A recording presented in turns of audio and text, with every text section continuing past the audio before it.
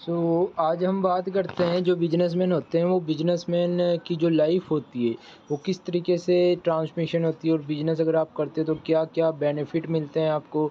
और बिजनेसमैन के साथ ही हमें बिजनेस क्यों करना चाहिए, बोला जाता है संगत मैटर करती है, जैसी संगत वैसी रंगत। तो आपको ये सारी चीज़ें मैं आपको आज है ना 2 4 5 मिनट के अंदर मैं क्लियर करवाने की कोशिश करूँगा, तो मेक श्योर आप लास्ट तक बने रहिएगा। ठीक है, तो यहाँ पर लिखा हुआ बिजनेसमैन लाइफ। अगर आप बिजनेस करते हो या आपने किसी भी बिजनेसमैन को देखा है तो सबसे पहले जो वो बिजनेसमैन होता है करता क्या है, वो बिजनेस करता है। बिजनेस करने के बाद उसके पास चीज़ें क्या क्या होती है वो मैं आपको बता देता हूँ। उसके पास एक बढ़िया सी अच्छी सी खुद की कार होती है, सबसे पहली चीज़ तो ये होती है। सेकंड चीज़ उसके पास होता है खुद का बनाया हुआ लग्ज़री घर होता है, ठीक है। उसके बाद में थर्ड चीज़ होती है कि वो फॉरेन के ट्रिप एंजॉय करता है या इंडिया के ट्रिप एंजॉय करता है, कहीं के भी वो ट्रिप एंजॉय करता रहता है। चौथी चीज़ जो कि सबसे ज़्यादा इम्पोर्टेंट है, जो होता है पैसा। तो बिजनेसमैन जो बंदा बिजनेस करता है उसके पास पैसा भी काफ़ी होता है, ठीक है। तो ये चारों चीज़ें आज के टाइम में काफ़ी इंपॉर्टेंट होती है और इसके पास हेल्थ भी काफ़ी हो सकती है अगर ये बंदा अपनी हेल्थ के ऊपर ध्यान दे। टाइम फ्रीडम भी इसके पास है, ठीक है। ये क्या है बिजनेसमैन की लाइफ। अगर आप जॉब करते हो तो आपने देखा होगा ना, जॉब करने वाले के पास ना तो कार होती है, ना घर होता है, ना उसके पास घूमने के लिए कहीं टाइम होता है, ना उसके पास इतनी इनकम होती है जहाँ से वो घूमने जाए, ना उसके पास कुछ सेविंग्स होती है, ठीक है। तो आपको पता है, मेरे को पता है, हर छोटे से छोटे पर्सन को पता है, हर बड़े बड़े से बड़े बंदे को पता है कि बिजनेस करना चाहिए। बिजनेस में लाखों रुपए हम कमा सकते हैं, हम अपनी लाइफ को सिक्योर कर सकते हैं, अंडरस्टैंड कर सकते हैं, सारा कुछ आपको पता है ना। बट हम करते क्यों नहीं है लाइफ। आपको पता है ESBI, इसको आप समझ सकते हो। ESBI क्वाड्रेंट क्या है कि एम्प्लॉय ई के कैटेगरी में आते हैं, एम्प्लॉय एस कैटेगरी के अंदर आते हैं, सेल्फ एम्प्लॉय बी कैटेगरी के अंदर आते हैं, बिजनेस ओनर आई कैटेगरी के अंदर आते हैं, इन्वेस्टर। मतलब दुनिया में 4 तरीक़ों से आप काम कर सकते हो। सबसे पहले ई कैटेगरी का मतलब होता है एम्प्लॉय, जो बंदे क्या करते हैं, जॉब करते हैं, चाहे सरकारी नौकरी होगी, चाहे प्राइवेट नौकरी होगी, चाहे आप कोई सी छोटी से छोटी नौकरी लगा के बड़ी से बड़ी नौकरी करते हो, तो वो आते हैं ई कैटेगरी के अंदर। अब आपको थोड़े ज़्यादा पैसे चाहिए तो आप क्या करोगे, एस कैटेगरी के अंदर आओगे। मतलब अपना आपने ना मतलब काम करने की जो डायरेक्शन है वो आपने चेंज कर दी। आपने ई कैटेगरी के बदले आपने क्या कर दिया, एस कैटेगरी। आपने बोला कि मैं किसी के नीचे काम नहीं करूँगा, मुझे खुद का काम करना है। तो आप करोगे क्या, अपना खुद का छोटा-मोटा काम डाल दोगे। जैसे कि मान के चलो कोई बंदे होते हैं जिन्होंने डाल दिया चाय की दुकान, किसी ने अपना खुद की बड़ी दुकान मतलब कपड़ों की दुकान डाल दी, किसी ने शूज़ की दुकान डाल दी। जो बंदा खुद के लिए काम करता है उसके ऊपर ना तो कोई बॉस होता है, ना उसके नीचे कोई नौकर होता है। तो वो बंदा होता है सेल्फ एम्प्लॉय। मतलब सेल्फ मतलब खुद के लिए काम करना, खुद का नौकर बनना, वो आते हैं एस कैटेगरी के अंदर। मेक श्योर आप इसके अंदर ना जॉब वालों से ज़्यादा पैसे कमाओगे, इतना श्योर है, ठीक है। अब आपको और ज़्यादा पैसे चाहिए तो आप कहाँ पर जाओगे, बी कैटेगरी के अंदर। बी कैटेगरी के अंदर अगर आप जाते हो तो आप बनते हो बिजनेस ओनर। अब बिजनेस ओनर काम किस तरीके से करते हैं वो अंडरस्टैंड करते हैं। जो बंदा बिजनेस करता है सबसे पहली चीज़ तो वो खुद काम नहीं करता। आपने देखा होगा, आप जो जिस भी कंपनी में जॉब करते हो, जो वहाँ का मालिक है वो काम नहीं करता। अगर करता है तो भी वो आपके जैसे काम नहीं करता। सुबह आराम से आता है, शाम को जल्दी जाता है, या आता है तो बढ़िया, नहीं आता तो भी बढ़िया। क्योंकि उसने क्या लिखे हुए हैं वहाँ पे, आप जैसे लोगों को एम्प्लॉय हायर किया हुआ है। किसी को उसको ना उसने सबको अलग-अलग काम दिया, किसी को अकाउंटेंट का दिया हुआ, किसी को सेल्स का काम दिया हुआ है, किसी को सफाई का काम दिया हुआ है, किसी को फाइलें मतलब पढ़ने का काम दिया हुआ है, ठीक है? और किसी को पता नहीं क्या काम काम दिया है। हर फील्ड के अंदर उसने अलग-अलग पर्सन को लगाया हुआ है।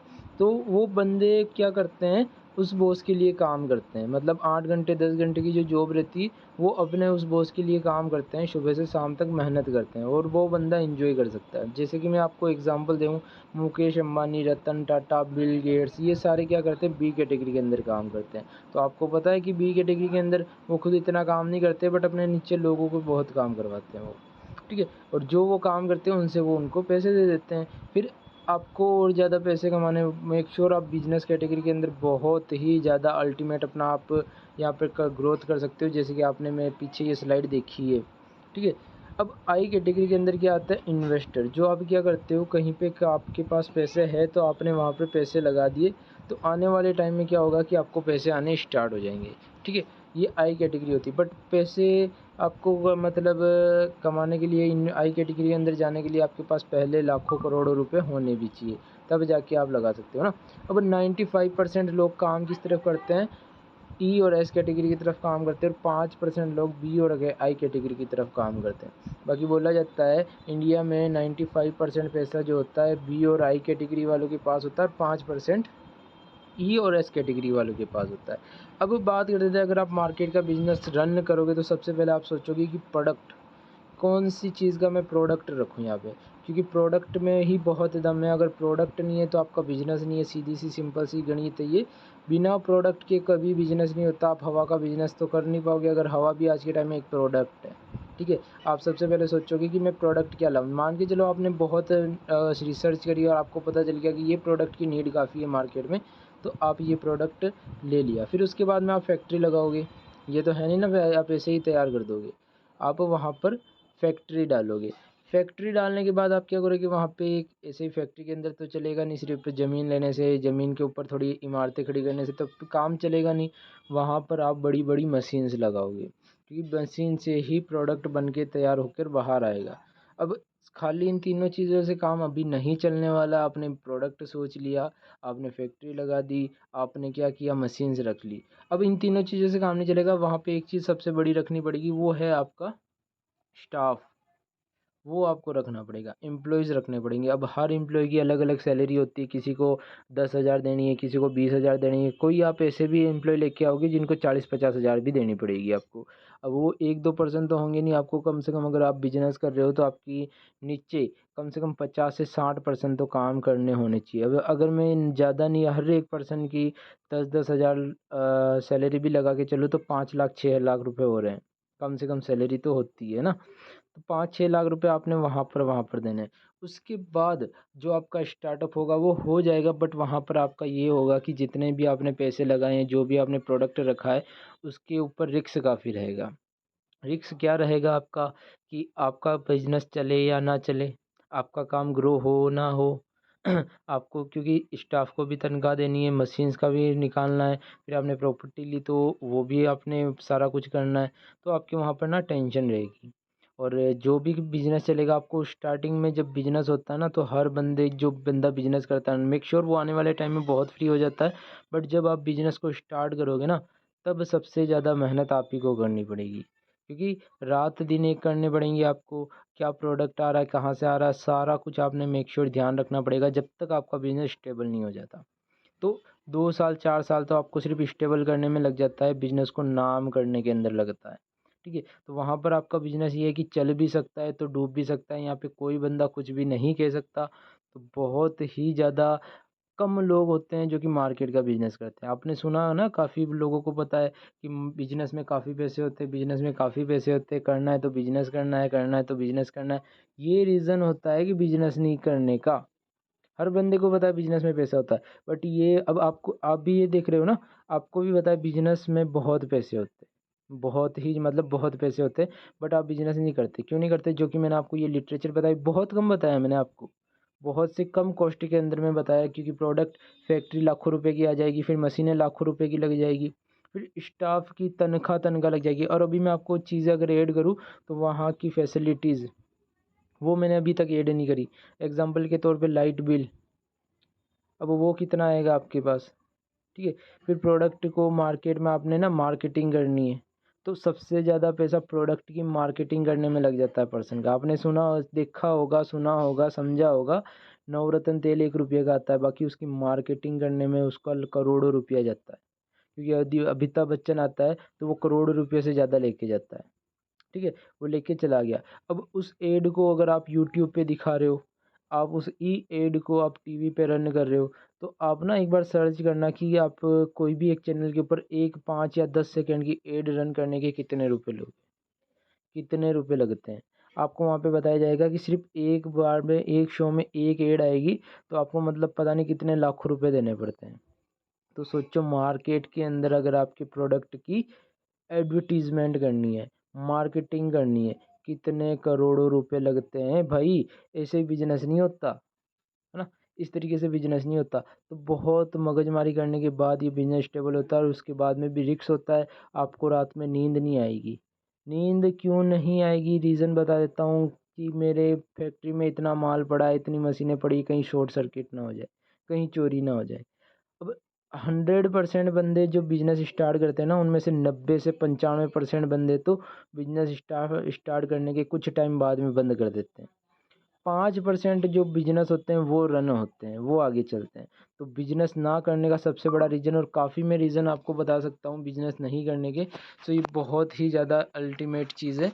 तो अब जो मैं आपको बता रहा हूँ वो हमारा बिज़नेस क्या है। हाँ, ये चीज़ आप और देखो, कोविड-19 आया, बड़े-बड़े जो स्टेबल बिज़नेस थे, बड़ी-बड़ी जो चीज़ें थी, वो सारी डाउन टू अर्थ हो गई। बड़ी-बड़ी जॉब्स खतरे में चली गई, बड़े-बड़े बिज़नेस खतरे में चले गए, बड़े-बड़े लोगों को मतलब आपने देखा होगा बड़ी-बड़ी फैक्ट्रियाँ बंद हो गई, बड़े-बड़े मॉल्स बंद हो गए, ठीक है?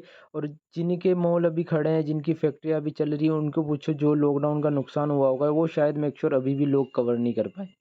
और उनके मुँह से एक ही बात निकलती, जो घाटा लॉकडाउन के हुआ है, वो हम अभी तक कवर नहीं कर पाए और अभी तक हमारा बिज़नेस वापस स्टेबल नहीं हुआ। ठीक है? तो सोच सकते हो कल को वापस लॉकडाउन लग जाए, क्योंकि 2 बार तो लॉकडाउन लग चुका है, शायद अभी भी लग सकता है। तो क्यों ना हम साइड बाय साइड कोई इनकम सोर्स बनाया जाए। देखो, मैं आपको ये नहीं बोलूँगा कि आप भी लाखों रुपए लगाओ, करोड़ों रुपए लगाओ, मैं आपको बिज़नेस दे रहा हूँ, नो।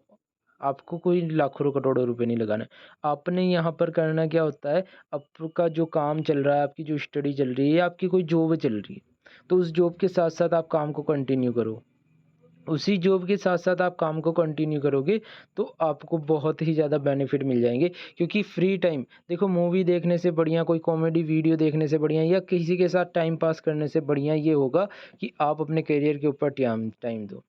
एक चीज़ आपने देखा होगा कि एक चीज़ आपने काफ़ी सुनी होगी कि पैसा वो चीज़ है जिससे आप हर चीज़ खरीद सकते हो, और पैसा अगर आपके पास नहीं है तो हर वो चीज़ आपके पास जो है वो भी आपकी पराई हो जाएगी। ठीक है? अब काफ़ी लोग प्यार-मोहब्बत के चक्कर में पड़े हुए होंगे, तो उनको ये पता नहीं है कि भाई जब तक आपके पास पैसा है, लोग पूछेंगे भाई तू कैसा है? ठीक है? तो क्यों ना आप स्टडी के साथ-साथ ऐसा कोई पार्ट टाइम मतलब बिल्ड करो आप। अगर बिल्डअप होती रहेगी आपकी चीज़, तो आप मेक श्योर कहीं न कहीं आगे जाओगे, ठीक है? तो ये लॉकडाउन की बातें हो गई, काफ़ी लोग काफ़ी परसेंट बिज़नेस ग्रोथ से डाउन आ गया। 3 चीज़ों के अंदर अगर आप डील करते हो तो आपका काम कभी नीचे नहीं आएगा। सबसे पहले मैं शॉर्ट में ये चीज़ें क्लियर कर देता हूँ। एजुकेशन इंडस्ट्री में अगर आप डील करते हो तो आपका काम नीचे नहीं आएगा। रीज़न्स मैं आपको बता देता हूँ। लॉकडाउन से बड़ी अभी तक महामारी कहीं आई नहीं है। तो लॉकडाउन के अंदर सारे काम बंद हो चुके थे, सारे बिज़नेस बंद थे, सब लोग अपने घर पे थे। बाकी एक चीज़ बंद नहीं हुई थी, मतलब स्टडी। मेक श्योर करता हूँ, स्कूल बंद हो चुके थे, कॉलेजेस बंद हो चुके थे, ठीक है? बच्चों का आना-जाना बंद हो चुका था, मतलब काम से भी पहले। बट हुआ ये था, जो चीज़ें बंद हुई थी उनको ऑनलाइन ट्रांसमिशन कर दिया गया। जो बच्चा मतलब जो टीचर पढ़ाया जा रहा था उनकी फ़ीस तो चालू थी, मतलब बच्चों की फ़ीस तो चालू थी ना। आज नहीं तो कल आपने पे करनी थी, बट आपकी थी, और उसमें आपने खर्चा क्या किया, बच्चों को मोबाइल ला के दिया, रिचार्ज नहीं था तो आपने रिचार्ज करवाया। कॉपी किताबें नहीं थी तो आपने कहीं न कहीं से अरेंज करके आपने ला के देनी पड़ी। ठीक है? तो एजुकेशन का सिस्टम अभी आपने सुना होगा, काफ़ी लोग ऐसे भी हैं जो कि कम खाते हैं, कम पीते हैं, बट अपने बच्चों को ज़रूर पढ़ाते हैं। ठीक है? अगर आप एजुकेशन इंडस्ट्री के अंदर डील करते हो तो आपका काम नीचे नहीं आ सकता। दूसरी इंडस्ट्री आती है सीकनेस इंडस्ट्री, जिसको हम बोलते हैं हॉस्पिटल, मेडिकल, केमिस्ट वाले, दवाइयाँ वाले। अगर आप इसके अंदर डील करते हो तो आपका काम नीचे नहीं आता। लॉकडाउन की ही एग्ज़ाम्पल दूँगा, क्योंकि लॉकडाउन से बेटर टाइम कभी आया, बट बदतर टाइम कभी आया नहीं है अभी तक। तो हुआ ये है, लॉकडाउन के अंदर इसको मतलब हॉस्पिटल चालू थे और केमिस्ट वाले चालू थे। ना, हॉस्पिटल के आने जाने वाले सारे चालू थे, ये सारी चीज़ें चालू थी, ठीक है? तो अगर आप सीकनेस इंडस्ट्री के अंदर भी डील करते हो तो भी आपका काम नीचे नहीं आने वाला। उसके बाद में सबसे गोल्डन जो इंडस्ट्री है, वो लॉकडाउन के बाद ही उभर के सबसे ज़्यादा, ये मेक श्योर बहुत टाइम से चल रही है, बट लॉकडाउन के बाद में हर बंदा अवेयर हो चुका है इस चीज़ के बारे में, जिसका नाम है वेलनेस इंडस्ट्री। अगर आप वेलनेस इंडस्ट्री के अंदर डील करते हो तो आपका काम कभी नीचे नहीं आएगा। वेलनेस इंडस्ट्री का मैं पार्ट अगर मैं आपको बताऊँ, तो क्या चीज़ है, जिम, स्पा, और मार्केट में आपको पता है कि जब लॉकडाउन लग गया था इंडिया के अंदर, तो लॉकडाउन के अंदर हर बंदा अपनी हेल्थ के ऊपर ध्यान दे रहा था। कोई बंदा चाहता ही नहीं है कि भई मैं बीमार पड़ूँ। अब वेलनेस इंडस्ट्री करती क्या है? वेलनेस इंडस्ट्री ये करती, ये देखो, आप सीकनेस इंडस्ट्री के अंदर हॉस्पिटल या डॉक्टर के पास कब जाओगे? जब आप बीमार पड़ोगे। ठीक है? क्योंकि अगर जब तक हम बीमार नहीं, हम डॉक्टर को क्यों ही याद करेंगे, सीधी सी बात है।